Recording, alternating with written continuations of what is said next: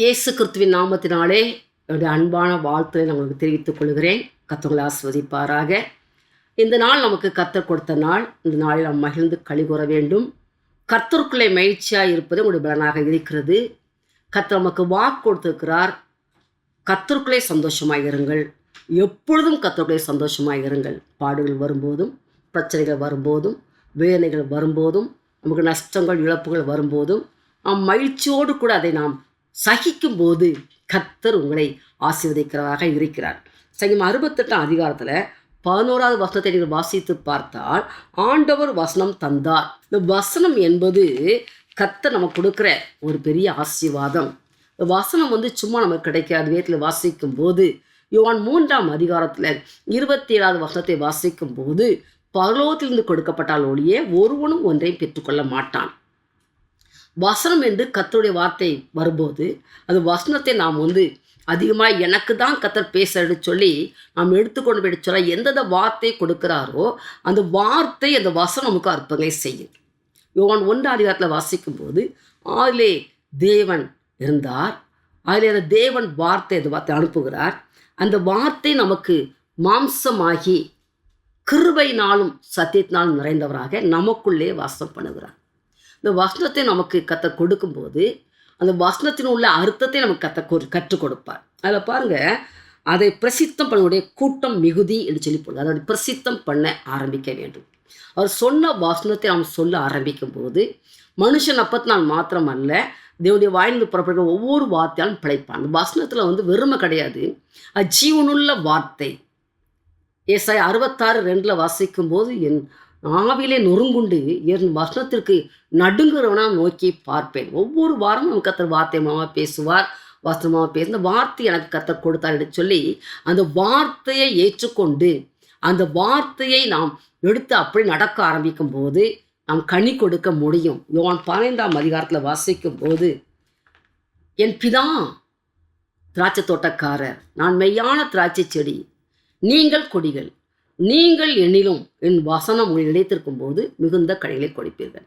இந்த வசனம் நாம் நம்ம வாழ்க்கையிலே அவர் சொன்ன அந்த வசனத்திற்கு ஏற்றபடி நடக்க நாம் ஆரம்பிக்கும் போது, கற்பனைகளுக்கும் கட்டளைகளுக்கும் நாம் பயந்து நடக்க ஆரம்பிக்கும் போது நாம் கனி கொடுக்க முடியும். கனி கொடுக்கிறது மாத்திரமல்ல, 7ஆம் வசனத்தை நீங்கள் வாசிக்கும் போது யோவான் 15:7, நீங்கள் என்னிலும் என் வார்த்தைகள் உங்களிலும் நிலைத்திருந்தால் நீங்கள் கேட்டுக்கொள்வது எதுவோ அது உங்களுக்கு செய்யப்படும். அதனாலே கூட இந்த வசனத்தை நீங்கள் அப்படியே ஏற்றுக்கொள்ளும் போது எந்த காரியத்துக்காக ஜெபித்து கொண்டு இருக்கிறீர்களோ, எதற்காக கேட்டுக்கொண்டு இருக்கிறீங்களோ அது அப்படியே நடக்கும் என்று கர்த்தர் சொல்லுகிறார். நான் இவ்வளோ நாள் ஜெபிக்கிறேன், எத்தனையோ ராமுழுசும் ஜெபிக்கிறேன், எனக்கு அற்புதமே நடக்கலை, எத்தனையோ ஊழியக்காரர்கிட்ட நான் சொல்லி ஜெபிக்கிறேன், அற்புதம் நடக்கலை. எந்த காரியங்களுக்காக ஜெபித்து கொண்டு இருக்கிறீர்களோ அந்த காரியத்திற்கு இன்றைக்கு கர்த்தர் பதிலை அனுப்புகிறார். நீ என் நாமத்தாலே கேட்டுக்கொள்வது எதுவோ அது உனக்கு செய்யப்படும். அது எப்படி எதுக்காக கட்டாயம் எனக்கு வேண்டுமென்று ஜெபிக்கிறீர்களோ அந்த ஜெபத்தை கர்த்தர் கேட்கிறார். சங்கீதம் 66 நீங்கள் வாசித்து பாருங்கள். அதில் 18, 19, 20 வாசிக்கும் போது, மெய்யாக என் தேவன் ஜெபத்துக்கு பதில் கொடுத்தார், என் ஜெபத்தை தள்ளாமலும் அவருடைய கிருபையை என்னை விட்டு விளக்காமல் இந்த தேவனுக்கு ஸ்தோத்திரம். அப்படி ஜெபிக்கும்போது சொன்ன, ஆண்டவரே என் ஜெபத்தை இங்கே கேட்டுட்டீங்கன்னு சொல்லும்போது, இத்தனை நாட்களாக ஜெபித்தே எனக்கு அற்புதம் நடக்கன்னு சொல்லி எது ஒரு வேளை ரொம்ப நாளாக காத்திருக்கிறீங்களோ, நீண்ட நாட்கள் காத்திருக்கும் போது இதயத்தை இழைக்க பண்ணும். ஆனால் வெறுமனது வரும்போது ஜீவரிச்சம், இந்த ஜீவரிச்சத்தை போல ஒரு ஆசீர்வாதத்தை கர்த்தர் கொடுக்க போகிறார். அது ஜீவரிச்சத்தின் கனி நீங்கள் புசிக்க போகிறீங்க.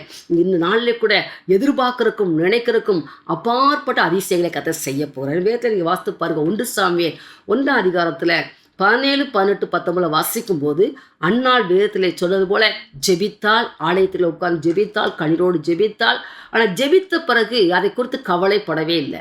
நல்லா சாப்பிட்றா, நல்லா அனுச்சலாக்கி அந்த சமூகத்தில் ரிலாக்ஸாக உட்கார்ந்த உடனே கர்த்தர் அன்னாளுடைய ஜெபத்தை கேட்டு அவருடைய விண்ணப்பத்தின்படியே அவர் கட்டளையிடுவாராக என்று சொல்லி அவர் கேட்டது போலவே அவர் நாட்களே கூட அவர் ஆண் குழந்தையை கொடுத்தார், ஒரு நல்ல தீர்க்கதரிசியை கொடுத்தார். அதுக்கு பிறகு நீங்கள் பாருங்கள், கேட்கறதுக்கும் நினைக்கும் அப்பாற்பட்ட 5 குழந்தைகளை கர்த்தர் கொடுத்தார். அதனால தான் இன்றைக்கு ஒருவேளை நீங்கள் எதையோ ஒன்றை கேட்டிருப்பீங்க, ஆனால் நீங்கள் கேளாத ஐஸ்வர்யத்தையும் சம்பத்தையும் கனத்தையும் கொடுப்பார். பிள்ளைகளை கொடுக்குறது மாத்திரமல்ல, பிள்ளைகளுக்கு விசேஷித்த ஞானத்தை கர்த்தர் கொடுப்பார். அந்த பிள்ளைக்கு நல்ல ஞானத்தை கொடுப்பது மாத்திரமல்ல, நல்ல படிப்பை கொடுத்து வேலை வாய்ப்பை கர்த்தர் கட்டளையிடுவார். வேலைவாய்ப்போடு கூட அதுக்கு அடுத்த பிள்ளைகளுக்கு வர வேண்டிய நன்மைகள், அவருடைய எதிர்கால திட்டங்களை கர்த்தர் கொடுத்து ஆஸ்வதிப்பார். ஒவ்வொன்றாய் உங்களை ஆஸ்வதிக்கப்படுவதை உங்களுடைய கண்கள் காணும், அந்நிய கண்கள் அல்ல. வேதத்தை நீங்கள் வாசித்து பாருங்க, கர்த்தர் தேடுங்க ஒரு நன்மையும் குறைப்படாது. சங்கீதம் 34 8 9 10 வாசித்து பாருங்க. ஒருவேளை சிங்கக்குட்டிகள் பட்டினியாக கிடக்கலாம், தாழ்ச்சி அடைந்து பட்டினியாக கிடக்கும். இங்கே ஆண்டவரை மட்டும் தேடும்போது, அப்படியே பாதத்தில் மாத்திரம் காத்திருக்கும் போது, அப்படியே பாதத்தில் மாத்திரம் வேஸ்ட்டை தியானிக்கும் போது, அவரையே சார்ந்து கொள்ளும்போது ஒரு நன்மையும் உங்களுக்கு குறைப்படாது. நன்மைக்காக நீங்கள் காத்திருக்கலாம், இப்படி தொழிலுக்காக காத்திருக்கலாம், ரிச்சுப்புக்காக காத்திருக்கலாம், எந்த நன்மையாக இருந்தாலும் பரவாயில்ல. வேதத்தில் நீங்கள் வாசிக்கும் போது நாட்டில் ஏசாயா 3:10 நீங்கள் நீதிமானுக்கு சொல்லுங்கள், உங்களுக்கு நன்மை உண்டாகும் என்று சொல்லி நீதிமானுக்கு சொல்லுங்கள். கர்த்தருக்கு பிரியமாய் நடப்பீங்கன்னு சொன்னால், சகோதரனே கர்த்தர் சித்தத்தின்படி ஒரு வாழ்க்கையில் அவர் உண்மையாக நீங்கள் வாழ்வீங்கன்னு சொன்னால், உண்மையாக ஜெபிப்பீங்கன்னு சொன்னால், நிச்சயமாகவே நன்மை உங்களுக்கு கடந்து வரும். இந்த நன்மை எங்கேருந்து வரும்னு சொல்லி யாக்கோபு 1:17 வாசிக்கிறோம். எந்த நன்மையாக இருந்தாலும் பரவாயில்ல, அது ஆசீர்வாதமோ, இடங்கள் வாங்குகிற காரியமோ, ஒரு வேளை வாகனங்கள் வாங்குகிற காரியமோ, ஊழியங்களை ஒரு பெரிய முதிர்ச்சி வரணும், ஒரு பெரிய எழுப்புதல் வர வேண்டும்னு சொல்லி ஜெபித்தீர்கள், எந்த காரியமாக இருந்தாலும் நன்மையான எந்த ஈவும் பூர்ணமான எந்த வரமும் பரத்திலிருந்து உண்டாகி பிதாவின் ஜோதிடத்தை இறங்கி வருகிறது சொல்லி வேதத்தில் வாசிக்கிறோம். பரத்திலிருந்து இன்னைக்கு ஒரு நன்மையை கொடுக்கிறார். பரலோகத்திலிருந்து கொடுத்தாருன்னு சொன்னால் அதை யாரும் தடுக்கவே முடியாது. நெகேமியா 2:20 போட்டிருக்கு, பரலோகத்தின் தேவன் காரியங்களே கைக்கூடி வர பண்ணுவார். எல்லாமே நமக்கு வர வேண்டிய எல்லா நன்மைகளும் வானத்தையும் பூமியும் படைத்த கர்த்தராலே நமக்கு ஒத்தாசை உண்டு. சகோதரி சோனே, நீங்கள் அவரை மாத்திரம் தேடுங்க. நிறைய நேரத்தில் நமக்கு எதுக்கு எனக்கு ஆசீர்வாதம் வரல, எதுக்கு இந்த இழப்புன்னு சொன்னால் மனுஷனை தேடி ஓடிடுறோம். இந்த சவுல் வாழ்க்கையை நீங்கள் பார்க்கும்போது பிரச்சனை வரும்போது ஒரு மனுஷனை தேடி ஒருவேளை ஏதாவது ஒன்று சொல்லுவானான்னு சொல்லி குறியேற்கிறது மாதிரி போகிறனால சவுடைய காரியத்தில் பயங்கரமான ஒரு இழப்பு, அவருடைய காரியங்களை ஒரு பெரிய தோல்வி. ஆனால் ஆண்டோடைய சமூகத்தில் நீங்கள் கேட்கும்போது 1 சாமுவேல் 30 தாவீதுக்கு ஒரு இழப்பு வரும்போது, ஒரு நஷ்டம் வரும்போது கேட்குறான் பாருங்க, ஆண்டவரே இந்த தண்டை பின்தொடர்ந்து போகட்டுமா, அதை பிடித்து கொள்ள முடியுமா, இழந்து போன அந்த பொருட்கள்லாம் பெற்றுக்கொள்ள முடியுமா அப்படின்னு சொல்லி அவருடைய சமூகத்தில் அவன் கேட்கும்போது கர்த்தர் கொடுத்த வாக்கு தத்தபடி நீ போ, சகலத்தை நீ திருப்பிக் கொள்ள சொன்ன அந்த வசனத்தின்படியே ஒன்றும் குறைப்படாதபடி சகல ஆசீர்வாதத்தையும் அவன் திருப்பிக் கொண்டாடி வேதத்தில் வாசிக்கிறோம். இதனாலே கூட இழந்து போனதே தேடவும் ரட்சிக்கவுமே மனுஷகுமார் உலகத்துக்கு வந்த வேதத்தில் வாசிக்கிறோம். இழந்து போன ஒரு ஜெப வாழ்க்கையாக இருக்கலாம், ஒருவேளை தொழிலாக இருக்கலாம், ஒரு ஞானமாக இருக்கலாம், ஒருவேளை உன் வாழ்க்கையில எதையோ ஒன்று நீங்கள் மறந்து இழந்திருக்கலாம்,